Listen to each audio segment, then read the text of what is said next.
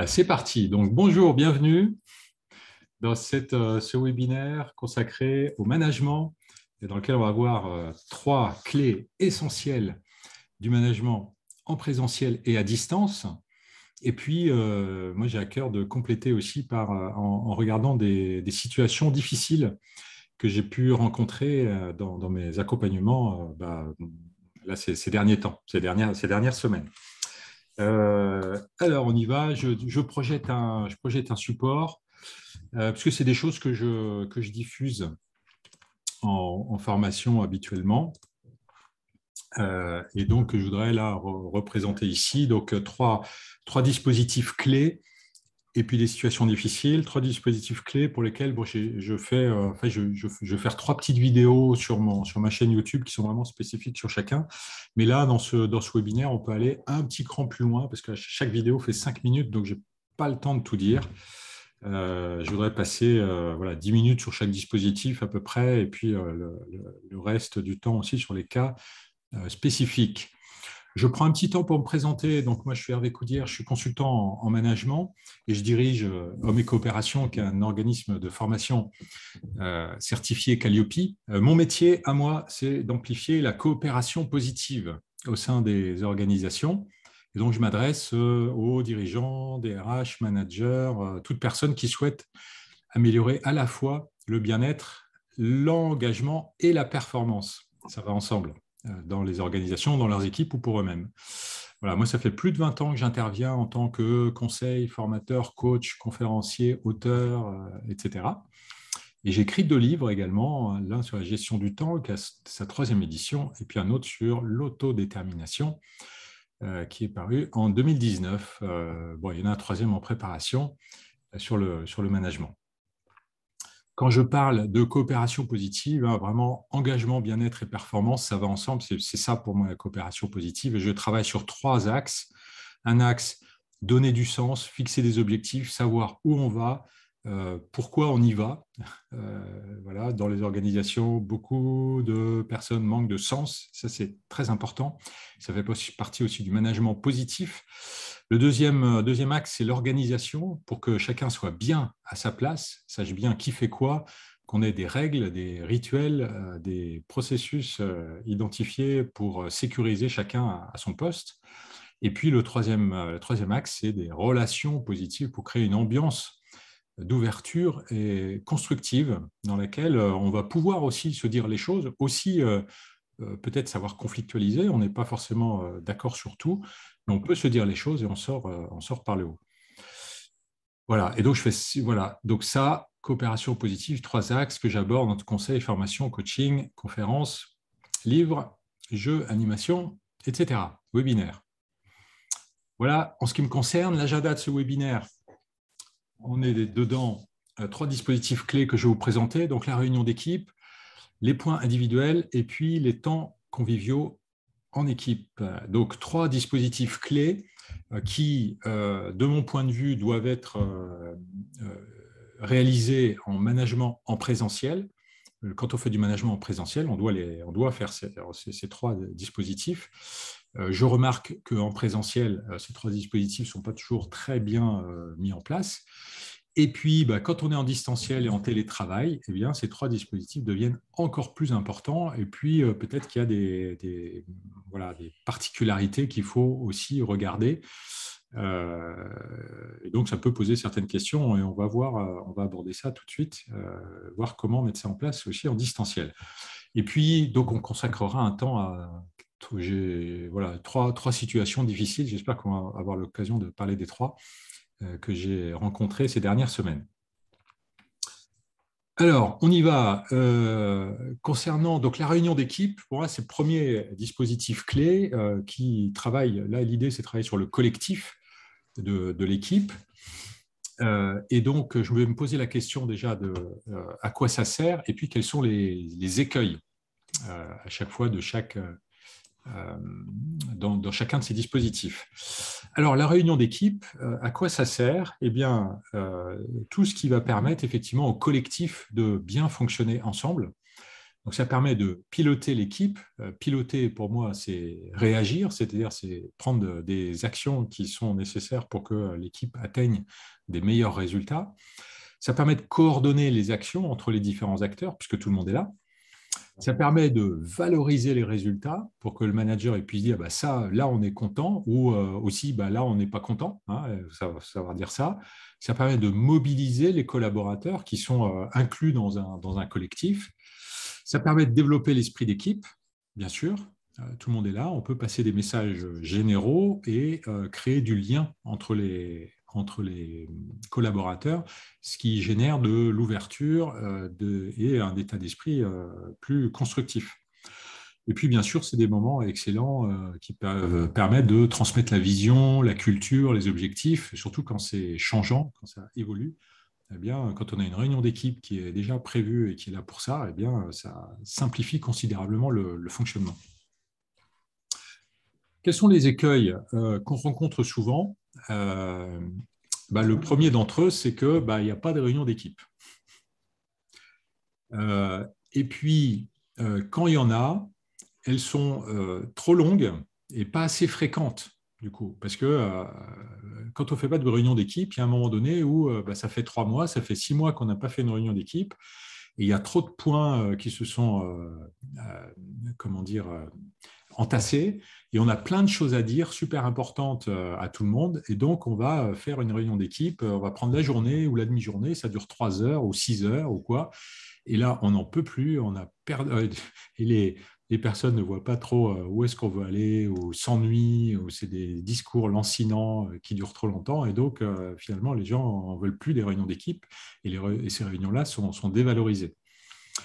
Quand il y en a, elles peuvent aussi manquer de structure, c'est pas très clair ce qu'on fait dedans, ou bien on aborde des choses un peu dans n'importe quel ordre, et donc c'est pas, voilà, on ne sait pas bien ce qu'on va y trouver. S'il n'y a pas d'implication opérationnelle pour les participants, les gens se disent pourquoi diable aller dans ces réunions, puisque ça n'a pas d'impact pour moi, donc je ne vois pas trop à quoi ça va me servir. Ça peut dériver en bavardage, il y a peut-être d'autres moments pour ça. Dériver sur des sujets individuels alors qu'on est en équipe, s'il y a une personne qui prend toute la place avec ses sujets personnels, évidemment, pour les autres, c'est de la perte de temps. Et puis finalement, peut-être manque de sens. Donc les collaborateurs finissent par pas comprendre mais pourquoi on fait ces réunions, à quoi ça sert, voilà, on ne sait pas où on va. Voilà plein de raisons pour lesquelles aussi des réunions d'équipe ne sont pas forcément toujours bien faites, bien cadrées. Or, ça fait depuis 15 ans, je crois, un peu plus, bientôt 20 ans que je forme des managers et que je leur donne des pistes pour animer, mettre en place des réunions d'équipe efficaces, courtes et régulières. Et j'ai énormément de retours de managers qui ont mis en place ces réunions et qui m'en disent le plus grand bien, alors pour eux, mais aussi parce qu'ils ont des retours positifs et favorables de leurs équipes. Alors, comment on peut faire ça, les réunions d'équipe? Je vous propose un cadre pour ça. La première chose, c'est que dans la réunion d'équipe, il faut que tout le monde soit là. Donc, c'est pas facultatif ou c'est pas on vient si on veut, c'est obligatoire pour tous. Bien sûr, il y a des exceptions. Maladie, voilà, pour les personnes qui a posé une semaine de congé, voilà, si c'est toutes les semaines, on lui permet de ne pas être là. Mais a priori, on va essayer d'éviter de poser des RTT ce jour-là. Et puis, effectivement, urgence, intégrité physique, ou bien, moi, je parle toujours de l'affaire à 1 million d'euros. Si on perd, si en n'allant pas à la réunion d'équipe, tu nous ramènes 1 million d'euros, je veux bien que tu ne sois pas là. Mais sinon, il faut que tu sois là. Voilà. Si on ne peut pas le faire ensemble, tous ensemble, pour des raisons, parce qu'il y en a qui fonctionnement en équipe ou fonctionnement géographique, décalage géographique, etc., on peut éventuellement faire en différé ou bien par morceau. Il y a un des cas dans lesquels dont je voudrais vous parler, dans lequel, effectivement, c'est complètement impossible de faire des réunions d'équipe. Donc, comment on fait du management d'équipe quand on ne peut pas faire de réunion d'équipe, quand on ne peut vraiment pas, quand on n'a pas des fausses excuses et des faux nez. Donc, bien sûr, la réunion d'équipe est préparée en amont par le manager pour qu'elle soit directe, efficace et courte. Et c'est le manager qui va prendre la main avec un agenda de réunion qui peut être toujours le même. Et donc là, je vous donne l'agenda, je dirais, sans gras, maigre, auquel on pourra rajouter des choses hein, si on veut. Mais cet agenda, il fonctionne bien. Premièrement, je passe des informations descendantes. C'est-à-dire, ben, voilà, on a obtenu la certification ceci, le directeur, il y a un directeur qui part, il est remplacé par un tel, on a l'autorisation de mise sur le marché de tel produit, donc il va falloir s'y mettre, on a, etc. Voilà, des informations qui me viennent du haut, moi je suis manager, j'ai des informations de la direction, eh bien, je les partage avec mon équipe. Informations descendantes, éventuellement, je peux redonner quelques règles de vie en équipe à ce moment-là pour qu'on ait une harmonie de fonctionnement au sein de l'équipe. Donc ça, c'est assez court en fait. Hein, en réalité, quand on le fait régulièrement, bon, les informations, ça ne dure pas très longtemps. Ensuite, le point 2 et 3, donc ça c'est le cœur de la réunion d'équipe. Bah, point 2, déjà, c'est le coup de rétroviseur. C'est quel résultat on a obtenu sur la période passée, donc depuis la dernière fois, depuis la dernière réunion d'équipe. Qu'est-ce qu'on a eu comme résultat? Est-ce qu'ils sont bons? Est-ce qu'ils ne sont pas bons? S'ils sont bons, eh bien, c'est peut-être le moment de passer des félicitations, de valoriser le travail des collaborateurs, peut-être des situations qui ont été surmontées avec brio par certains. Et puis, s'ils ne sont pas bons, eh bien, c'est aussi le moment de le dire, que ben là, on est déçu. C'est pas, et là, c'est pas contre les collaborateurs, puisque en tant que manager, on est responsable des mauvais résultats. Donc, mais en tout cas, l'idée, c'est de passer le message, de dire bah, là-dessus, on est déçu. Bien sûr, souvent, les résultats, ils sont aussi, ils peuvent être mitigés. Voilà. En tout cas, on reconnaît les efforts qui ont été faits durant la période passée. C'est très important. Souvent, les efforts ne sont pas suffisamment reconnus. Ensuite, 3, par rapport à ça, voilà, quels sont les objectifs, les activités, les événements, l'organisation pour la période à venir? Donc, qu'est-ce qu'on se fixe comme challenge? Quelles sont nos ambitions? Qu'est-ce qu'on veut réussir? Quelles sont peut-être les activités qu'on va mettre en avant, les priorités? Là, c'est au manager de définir les priorités pour son équipe. Il y a peut-être des événements qui sont prévus, soit des événements d'entreprise, des événements extérieurs, des jours, je sais pas quoi, des jours fériés. Donc, pour certains, on est off, mais pour d'autres, c'est double travail.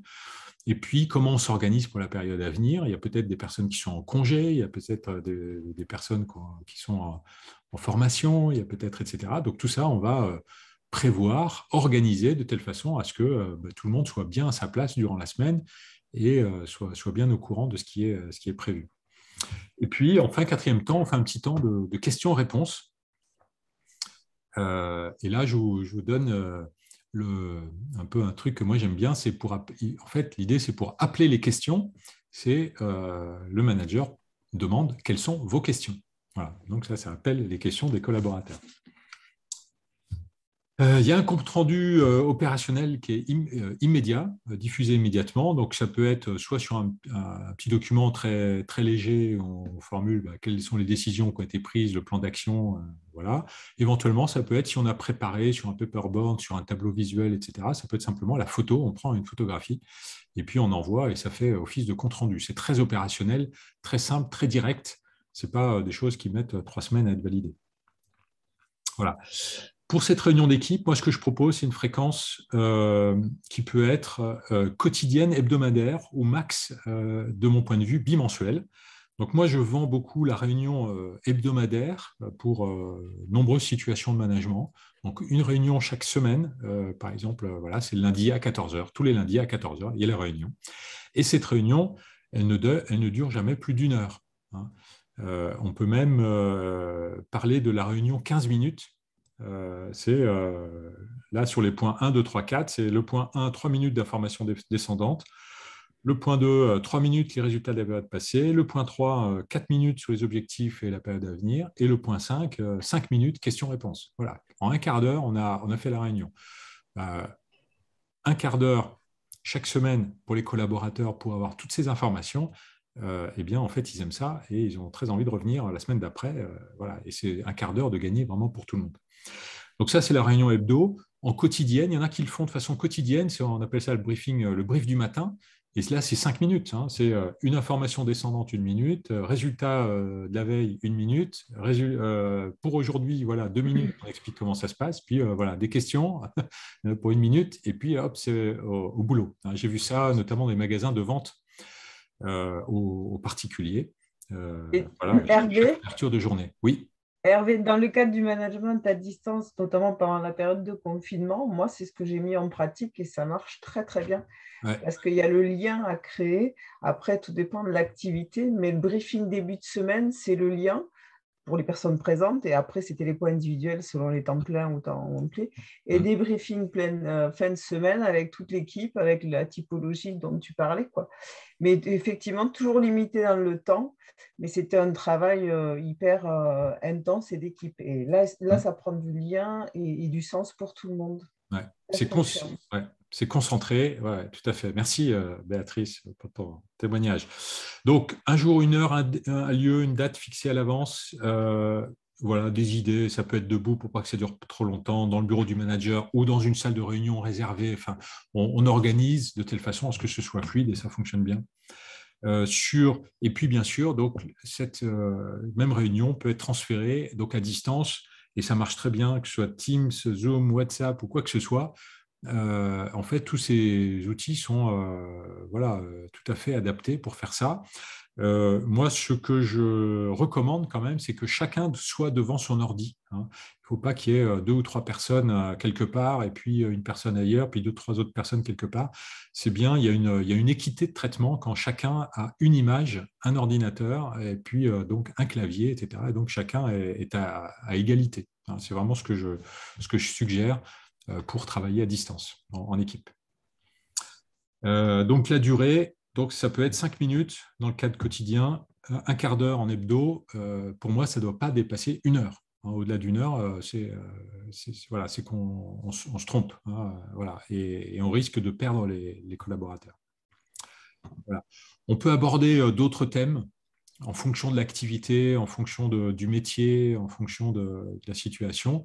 Ça peut être intéressant d'adjoindre à cette réunion de façon systématique ou situationnelle un zoom sur une activité, un temps d'échange de pratiques, des collectes de données d'informations du terrain, des difficultés qui sont rencontrées collectivement, on les traite collectivement, gestion des interfaces, un tour de table d'actualité si on est vraiment avec des personnes qui voilà, de la matière grise. Ça peut être vraiment intéressant que chacun parle de son actualité en 2 minutes, mais à chrono, quoi, pour pas que ça s'éternise. Et puis le temps de convivialité, réunion, cohésion, ça on va voir ça dans la troisième clé qu'on peut faire, qu'on peut adjoindre à la réunion d'équipe avant ou après. Je passe à la deuxième clé, deuxième dispositif clé, les points individuels. Voilà. Alors, à quoi ça sert? Donc, on a fait du collectif avec la réunion d'équipe, à compléter, et de mon point de vue, c'est indispensable, par des points individuels, donc de chaque personne individuellement. Pourquoi?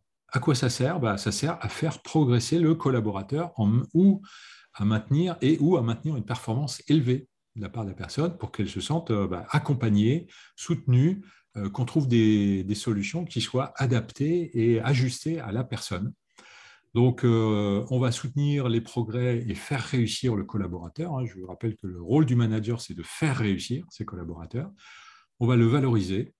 On va gagner du temps aussi en faisant ces réunions qu'on va mettre dans son agenda parce qu'on va être moins sollicité par le collaborateur puisqu'il a une réunion qui est dédiée pour lui. Donc, il y a un certain nombre de points dont il va pas nous interrompre avec de multiples points toute la journée, mais il va peut-être attendre cette réunion pour parler de la plupart des points qu'il peut avoir. Bon, ça n'empêche pas évidemment d'avoir des points spécifiques à des moments donnés, mais en tout cas, globalement, on gagne du temps en fait en faisant ça. Ça enrichit la relation entre le manager et le collaborateur et le lien. Ça permet d'intégrer des aspects plus personnels dans le management qu'on n'a pas du tout en réunion collective. Et puis, c'est important de savoir si la personne, elle déménage, si elle est en pleine phase de divorce, si elle a un décès dans sa famille, etc. Ça peut avoir des impacts sur l'activité et donc sur son moral, sur son efficacité. Donc, c'est intéressant d'avoir aussi ce type d'informations. Et donc, ça permet d'ajuster le plan d'action en fonction de la personne, de sa situation et puis des résultats qu'on attend de sa part. Donc, très important d'adjoindre, voilà, c'est vraiment deux jambes, hein, réunion d'équipe et point individuel. Donc, les écueils fréquents, pas de points individuels.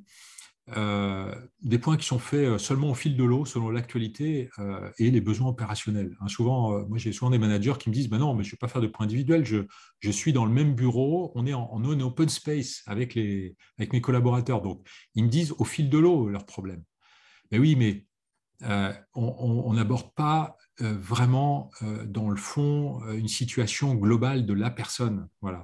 Et donc pour ces managers-là, qui mettent en place des temps de réunion individuelle, ils s'aperçoivent effectivement que c'est un temps de qualité, hein, qui n'empêche pas aussi certaines interactions qu'on peut faire en direct, mais qui permettent d'aller plus profondément et de trouver des solutions plus adaptées à la personne.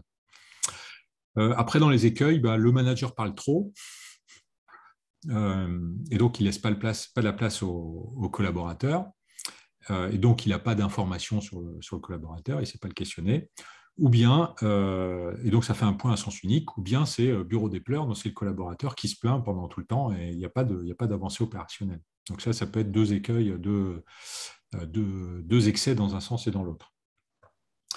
Donc pour le point individuel, moi ce que je propose, c'est que ce soit le manager qui l'initie, en accord avec le collaborateur, bien sûr. Et donc, on se fixe un jour, une heure, une date. On a ça dans l'agenda, c'est prévu. C'est planifié à l'avance. Donc, le manager et le collaborateur sont ensemble. Si c'est en présentiel, ça peut se passer dans le bureau du manager, idéalement sur une table ronde, hein, en trois quarts, ce qui permet qu'il n'y a pas vraiment de... Voilà, on n'est pas dans une domination hiérarchique. Si c'est en distanciel, chacun doit être isolé. Donc Teams, Zoom ou même le téléphone, hein, ça marche très bien. Donc pour être en bilatéral, en binôme, voilà, chacun doit être tranquille et isolé et ne doit pas avoir de perturbations extérieures. La durée, ça peut être alors 5 minutes à 1 heure, hein, selon les besoins, selon les situations, selon les métiers, selon l'actualité. Là, c'est pareil, ça ne devrait pas excéder 1 heure. Point individuel, voilà, on réserve 1 heure dans son agenda. Parfois, ça peut durer juste un quart d'heure. Voilà, pendant 3 quarts d'heure, de toute façon, c'est toujours quoi faire.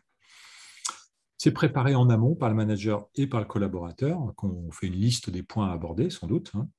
Et donc, la fréquence, moi, ce que je suggère, c'est hebdomadaire. Ce que j'aime bien, c'est hebdomadaire. Ça marche bien jusqu'à 4 collaborateurs.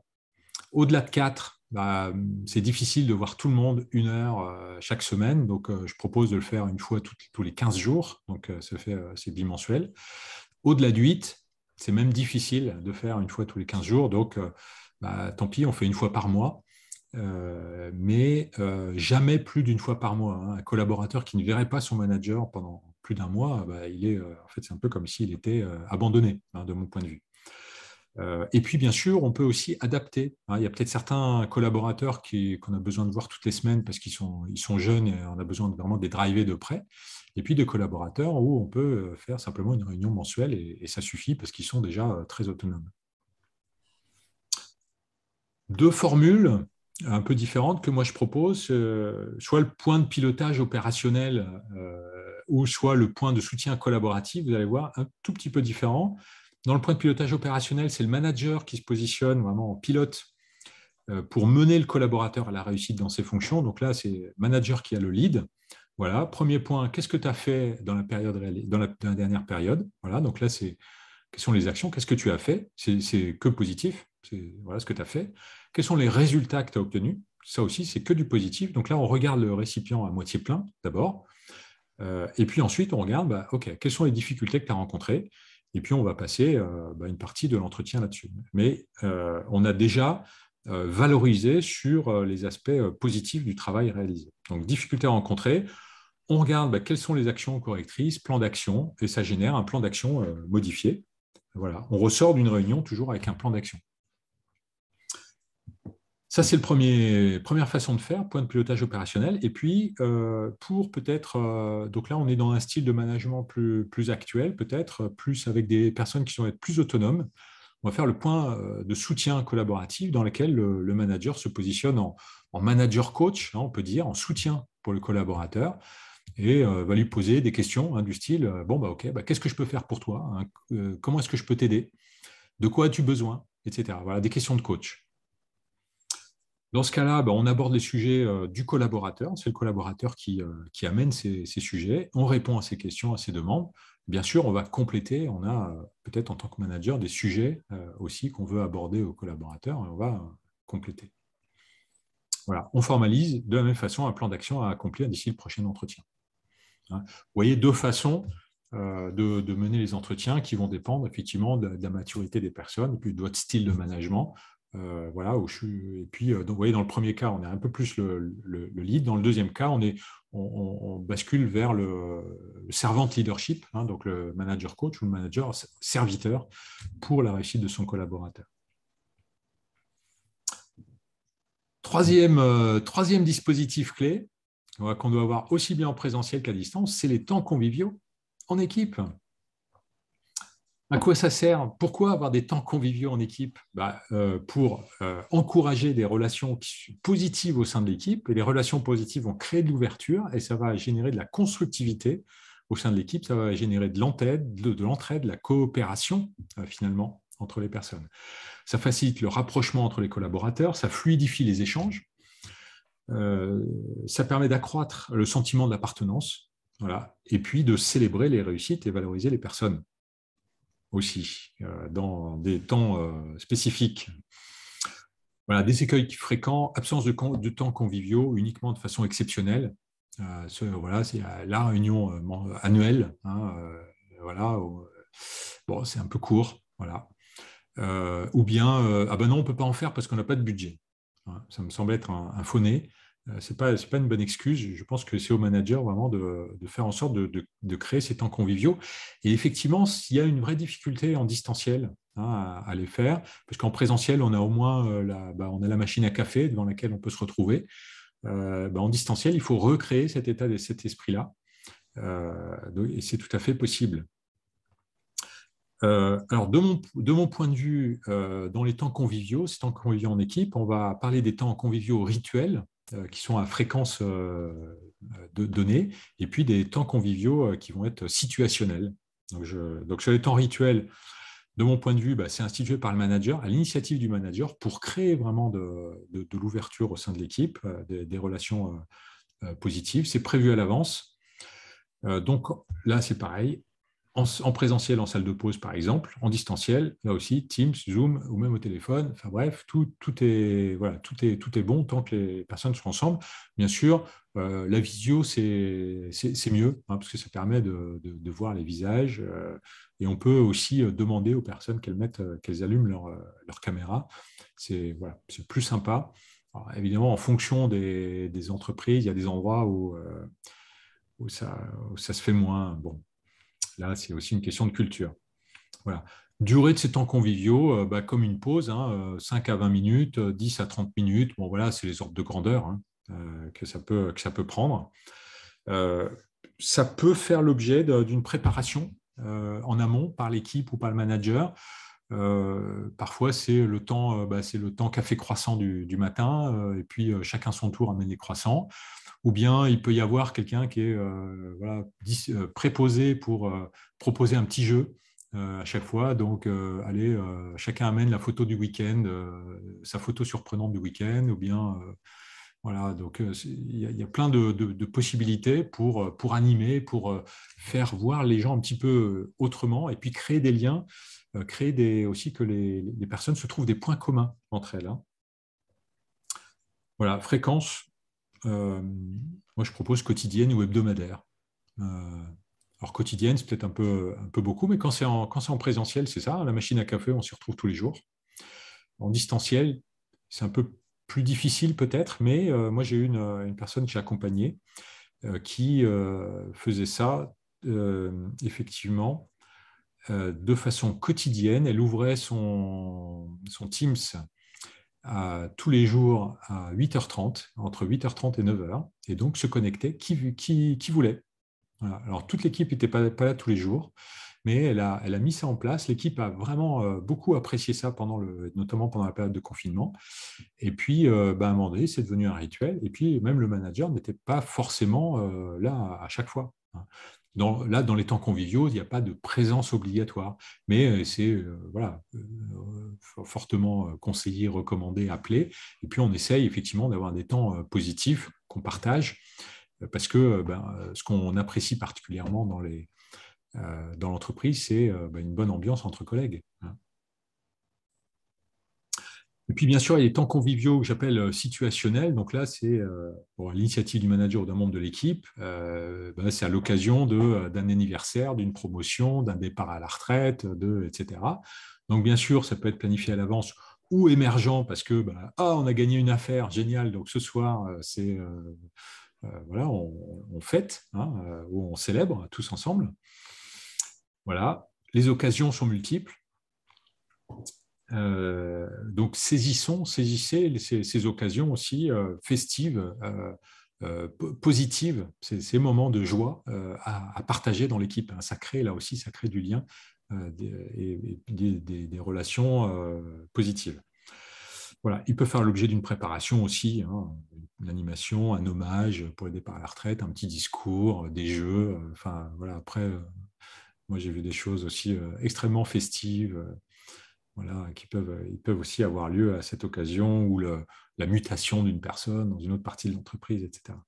Et je finis juste en disant la fréquence, c'est quoi?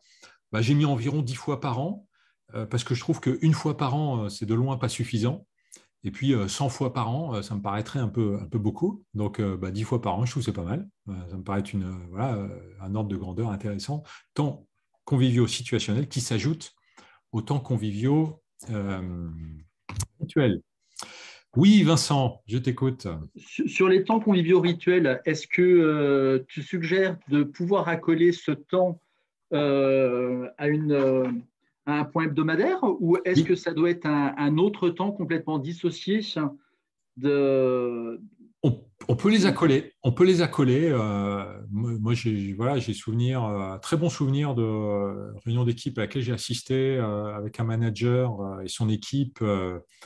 C'était à Montauban. Et donc, c'était le mardi matin. Ils arrivaient tous à 8h30. Il y avait quelqu'un qui était préposé, qui préparait le café, les viennoiseries, etc. Donc, de 8h30 à 9h, ils étaient en mode convivial. Tous, ils parlaient de la pluie, du beau temps, du match de la veille, etc.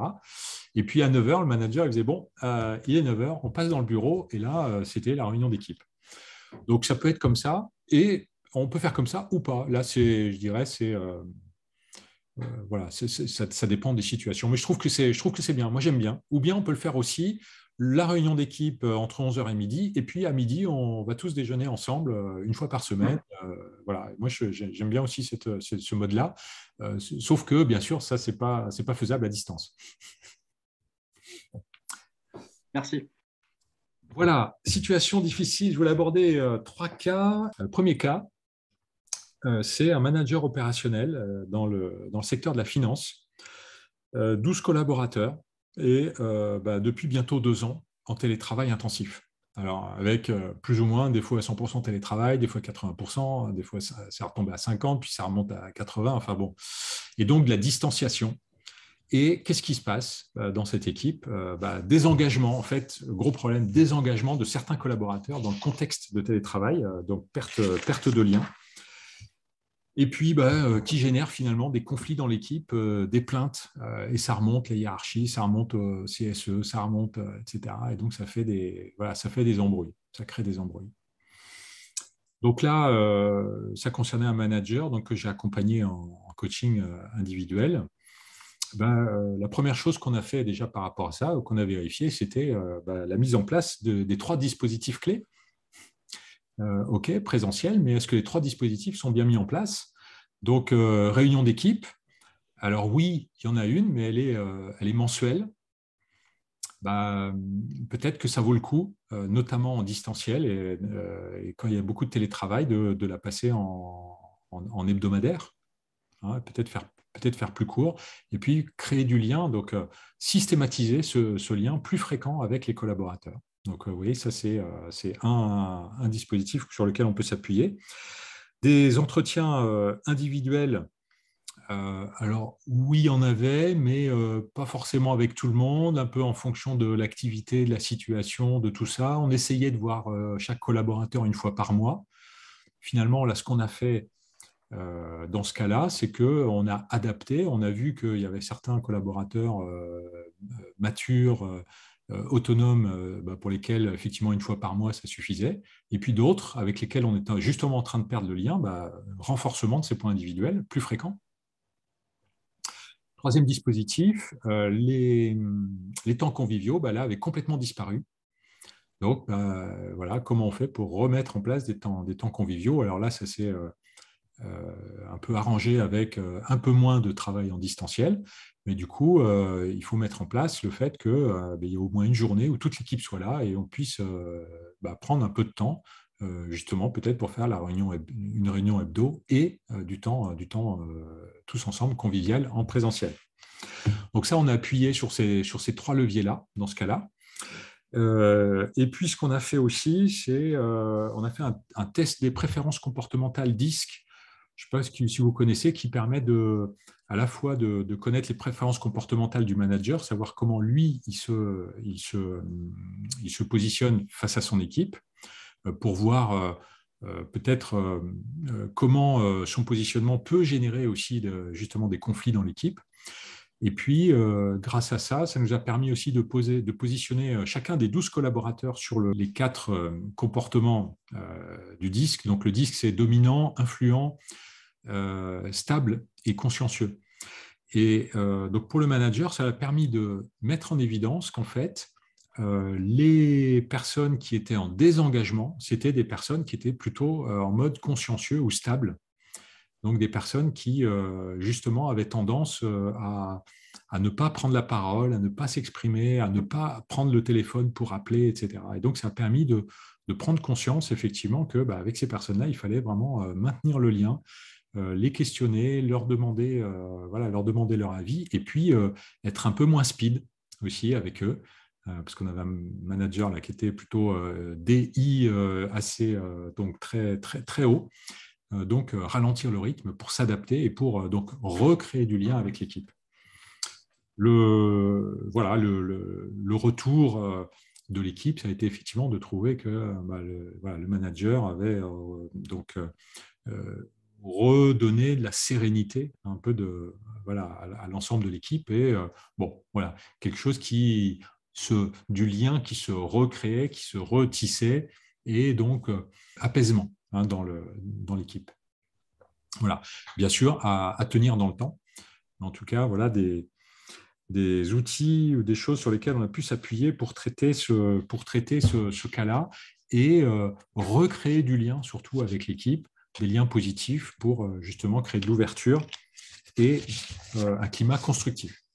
Deuxième cas difficile dont je voudrais vous parler, une direction opérationnelle dans le secteur du transport, avec des managers qui encadrent des collaborateurs itinérants qui assurent une continuité de service. Alors là, dans ce cas-là, il y a une impossibilité absolue de réunir ces collaborateurs pour une réunion d'équipe. C'est complètement impossible. Donc là, c'est pas un faux-nez, c'est pas on peut pas, ils sont pas d'accord, ou on peut pas parce que ça me plaît pas. Mais là, c'est vraiment, on a des collaborateurs qui sont itinérants et on doit assurer la continuité de service, donc ils sont partout à la fois, et donc on ne peut pas les réunir, c'est complètement, totalement impossible, c'est dû à l'activité et à la qualité de l'activité. Donc, en conséquence, difficulté vraiment pour générer un esprit d'équipe et partager les valeurs que la direction souhaite voir évoluer, veut faire évoluer les valeurs de l'ensemble des collaborateurs. On n'a pas de réunion d'équipe, comment faire? Et puis, globalement, du terrain, beaucoup de mécontentement, des rumeurs négatives qui s'amplifient, on ne sait pas d'où ça vient, et puis des conflits, finalement, qui peut aller jusqu'à des grèves et des situations un peu de blocage. L'idée, c'est déjà de s'appesantir sur les points individuels, puisque là, on ne peut pas faire des réunions d'équipe, mais donc, du coup, les points individuels deviennent d'autant plus importants. Et au manager de s'organiser, de prévoir dans son agenda qu'il puisse bien voir chaque collaborateur au moins une fois par mois et de façon assez approfondie. Donc, ce n'est pas juste entre deux portes, mais qu'on puisse vraiment faire un point, créer du lien avec chacun individuellement. Donc, organiser des rendez-vous et puis avec la posture de manager-coach, donc plutôt dans le style point de soutien collaboratif. L'idée, c'est aussi peut-être c'est de faire finalement une réunion d'équipe par collaborateur. Alors peut-être au cours de cet entretien, par exemple, la réunion, ce qu'on a prévu de faire en équipe, on le fait avec chaque collaborateur, avec voilà, le point sur la semaine passée, les informations descendantes, l'organisation de la semaine à venir, pour que chacun soit bien au courant, avec l'idée éventuellement de pouvoir, pourquoi pas aussi enregistrer cette réunion d'équipe et puis la diffuser par WhatsApp, par mail, quels sont les moyens qu'on peut avoir. Troisième point là, donc à mettre en place, l'idée c'est de générer des interrelations entre les collaborateurs, essayer de faire en sorte qu'eux, ils se parlent les uns les autres. Voilà, à défaut de pouvoir les réunir tous en équipe, mais au moins de proposer des projets, des petits projets d'amélioration, de le confier à 2, 3, un petit groupe, un sous-groupe de collaborateurs pour qu'ils fassent des projets en commun ou des projets transverses. Mettre en place éventuellement des tutorats ou des mentorats pour que les collaborateurs travaillent les uns avec les autres.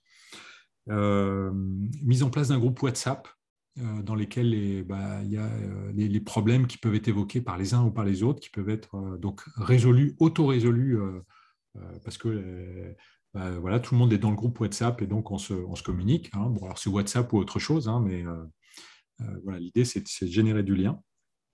Et puis, bien sûr, pour le manager, c'est valoriser les interactions.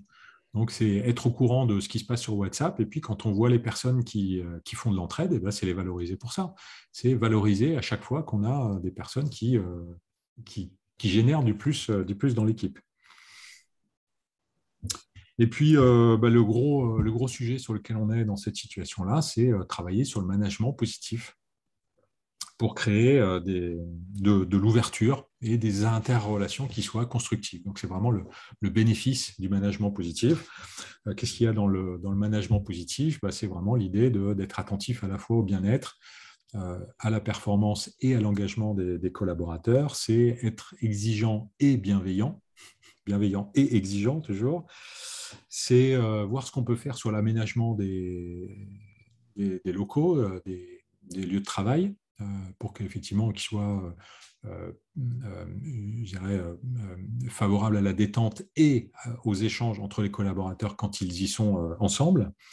C'est prendre en charge le leadership relationnel, donc voilà, faire en sorte de créer de la relation positive, c'est l'influence positive, c'est s'appuyer sur les forces plutôt que de vouloir combler les faiblesses des collaborateurs, c'est voir qui a quelle force, et puis peut-être les mettre en situation pour que chacun puisse en bénéficier. Hein, et on sait, il y a des études qui ont montré que ça marchait beaucoup mieux que de combler ces lacunes, hein, où ça demande beaucoup d'énergie pour des résultats moins évidents. Voilà, donner du sens, être attentif à la coopération, la motivation, le flow, enfin, l'énergie positive dans les équipes. Et puis tout ce qui est leadership émotionnel aussi. Bon, voilà, c'est tout des éléments que moi j'aborde en formation sur le management positif. Enfin, troisième cas dont j'aimerais vous parler. Donc là, situation difficile, des managers de managers dans le secteur du service aux particuliers. Une start-up en forte croissance avec une montée rapide des échelons hiérarchiques. Donc les personnes sont au niveau opérationnel, assez rapidement elles se trouvent managers et puis assez rapidement elles se trouvent propulsées manager de manager, avec comme conséquence des collaborateurs qui sont en fait très dépendants, qui manquent d'initiative et demandent trop souvent l'intervention du N+1. Et puis finalement des conflits avec les collaborateurs, parce que le manager demande que le collaborateur il fasse les choses, il a l'impression que ça ne rentre pas, et puis ça crée des tensions et des conflits. Donc là-dessus, des solutions qu'on a évoquées, c'est d'abord positionner des actes de management, se positionner vraiment en manager, en fixant des objectifs clairs, en créant des délégations, et puis en ayant un management adulte, donc savoir faire du recadrage, du feedback, de la félicitation. Ce sera les sujets du mois de mars.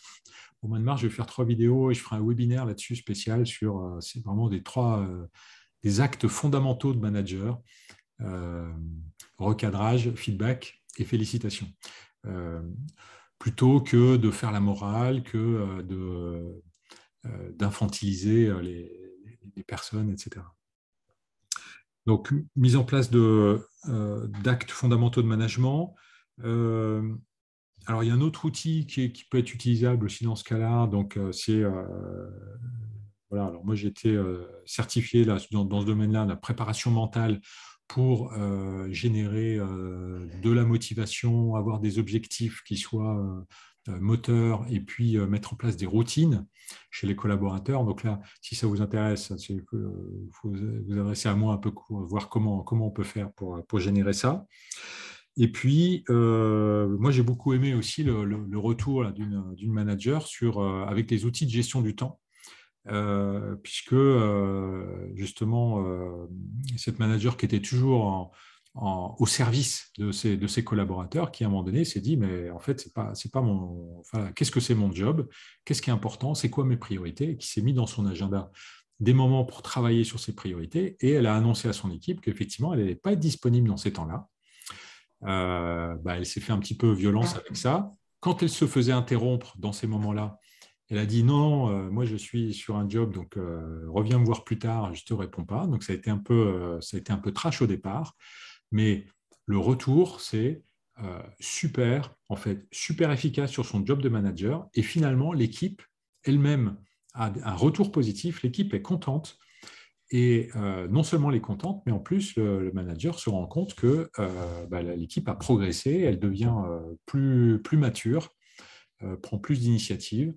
Et donc, grandit d'une certaine façon.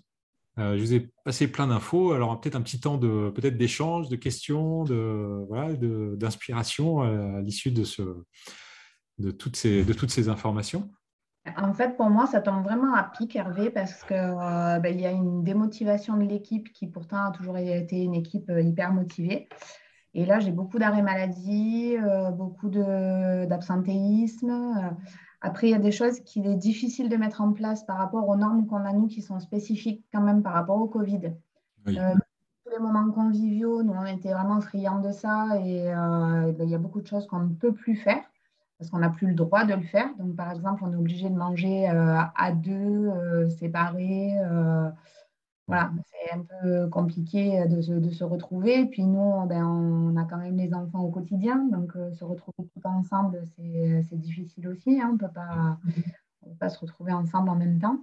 Donc voilà, là, ça me rebooste en me donnant quelques pistes où je vais prendre des idées pour pouvoir essayer de les adapter au mieux au secteur, en fait. Mais, voilà. Super, ouais. Merci. Et toujours tenir compte des contraintes spécifiques. C'est pour ça que chaque cas est vraiment spécifique, différent. Il y a les grosses cordes du management. Puis après, il y a comment on affine, mettre en place avec précision en fonction des contraintes locales ou des contraintes de métier qui nous sont apportées. Et puis là, effectivement, les contraintes sanitaires, c'est un gros sujet. Merci. Une autre intervention ? Non, pas forcément de questions, mais juste dire que c'était bien, que c'est intéressant. C'était rapide, mais quand même complet. Ouais. Et puis, voilà, merci. Yes, merci Carole. Oui. Je passe un peu plus de temps en formation, c'est vrai que là, parce qu'en formation, on s'entraîne, on met en pratique. Là, c'est vraiment l'idée de pousser de la formation qui peut être utile. Et, non, c'est très constructif et ça illustre et complète éventuellement ou rappelle certaines choses, certains principes, mais c'est une belle synthèse, je dirais. Merci à vous pour votre présence, vos interventions. Merci à toi. Merci à toi en tout cas, Hervé. À bientôt. Au revoir. À bientôt.